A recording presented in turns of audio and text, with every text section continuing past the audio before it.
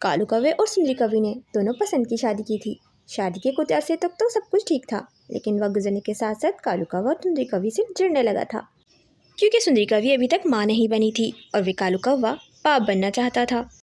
अब वे कालू कौवा बात बेबात सुंदरी कवि को बांझ होने के ताने देता रहता। पता नहीं किस बांझ से मेरी शादी हो गई है, अभी तक मेरी कोई संतान नहीं है। तमाम पक्षियों को देखो, एक एक साल में तमाम पक्षी अंडा दे ही देते हैं, और ये मनहूस बांझ पता नहीं कहाँ से मेरे गले पड़ गई है। मेरी ही आंखों पे पत्थर पड़ गए थे जो मैं इस मनहूस बांझ को शादी करके ले आया, जो मुझे अभी तक संतान का सुख भी नहीं दे सकी। बस रोज पेट के मेरा लाया हुआ भोजन ठूसती रहती है। मैं दिन रात मेहनत करूं और इस बांझ को खिलाता रहूं। नहीं नहीं, अब ऐसा नहीं होगा। सुंदरी, कान खोल कर सुन ले, अब से सारा घर का भोजन तू लेकर आएगी और मेरे लिए भी भोजन तू ही लेकर आएगी। वे सुंदरी कवि कालू कौवे से कहती है, कालू जी, मुझे बहुत अफसोस हुआ आपके मुंह से ये सारी बातें सुन के। पता नहीं आप कब से ये सब कुछ सोच रहे हैं। सारा जहर आज आपने उगल दिया है। संतान होना ना होना मेरे हाथ में नहीं है, ये ऊपर वाले के हाथ में है। जितना आपको बाप बनने का शौक है, उससे कहीं ज़्यादा मुझे माँ बनने की ख्वाहिश है। ये सब तो ऊपर वाले के हाथ में है। आप सिर्फ मुझे ही क्यों दोषी ठहरा रहे हैं? हो सकता है कि कमी मुझ में नहीं, कमी आप में हो। तभी कालू कौवे की माँ लीलावती वहाँ आ जाती है और उससे कहती है, कालू देख, कितनी जुबान चला रही है तेरे सामने। मैं तो कहती हूँ अभी के अभी इसको तलाक दे, मैं तेरी दूसरी शादी करूँगी। छोड़ दे इस कलमुही को, जो तुझे इतने सालों में एक संतान का सुख तक न दे सकी। वे कालू कौवा हंसते हुए अपनी माँ से कहता है, हो माँ, मैं इसको छोड़ूंगा नहीं। अब इसके ऊपर सौतन लेकर आऊँगा और इसे दिखाऊंगा। यही इसके लिए बहुत बड़ी सज़ा होगी। ये दिन रात घर में नौकरों की तरह काम करेगी और सबका भोजन भी लेकर आएगी। बस तुम मेरे लिए एक सुशील और सुंदर सी कवि ढूंढ लो। वे सुंदरी कवि ये सारी बातें सुनकर नहर के किनारे आ जाती है और उदास मन से रोने लगती है। तभी वहाँ टिनटिनी चिड़िया भी आ जाती है और सुंदरी कवि से पूछती है, क्या हुआ सुंदरी, तुम क्यों रो रही हो? वे सुंदरी कवि सारी बात टुनटुनी चिड़िया को बताती है। वे टुनटुनी चिड़िया सुंदरी कवि से कहती है, मैं तो आज वैसे ही तुम्हारे घर आ रही थी प्रसाद लेकर। मैं कल शिव मंदिर गई थी और वहाँ से प्रसाद लेकर आई थी। कहते हैं कि ये प्रसाद खा के जो प्रार्थना करते हैं वो पूरी होती है। तुम भी ये प्रसाद खा लो और ऊपर वाले से अपने लिए संतान की प्रार्थना कर लो। हो सकता है कि ये प्रसाद खाते ही कोई चमत्कार हो जाए और ऊपर वाला तुम्हें संतान दे दे।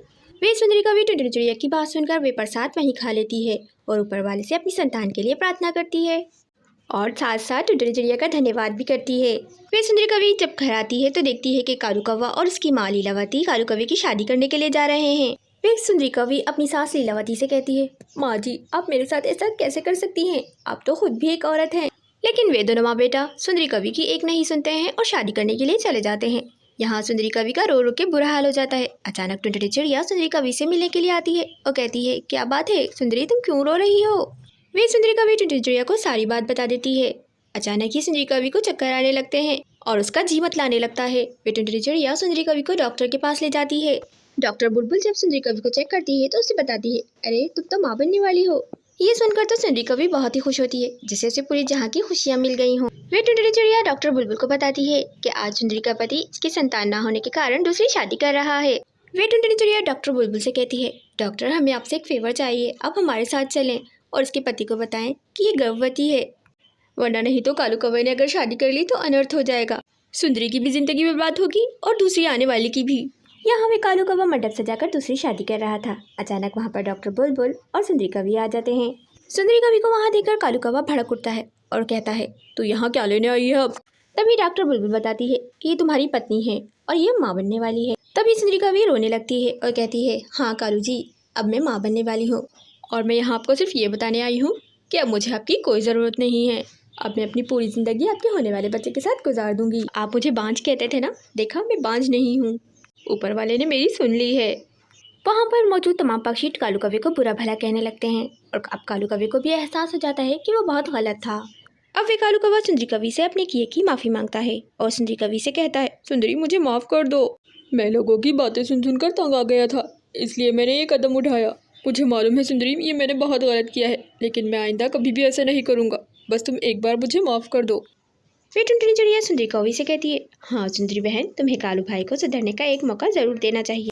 वे सुंदरी कवि टुनटुनी चिड़िया के कहने पर कालू कवि को माफ़ कर देती है और इसे एक मौका देती है, क्योंकि सुंदरी कवि भी खुद कालू कवि से बहुत प्यार करती थी और उसे खोना नहीं चाहती थी। गाइस, इस कहानी से हमें प्रेरणा मिलती है कि पति पत्नी का रिश्ता मोहब्बत और भरोसे का होता है और अगर सुंदरी को कालू से मोहब्बत नहीं होती तो आज उसका भी घर बर्बाद हो जाता। गाइस वीडियो पसंद आए तो वीडियो को लाइक शेयर और हाँ हमारे चैनल को जरूर सब्सक्राइब करें।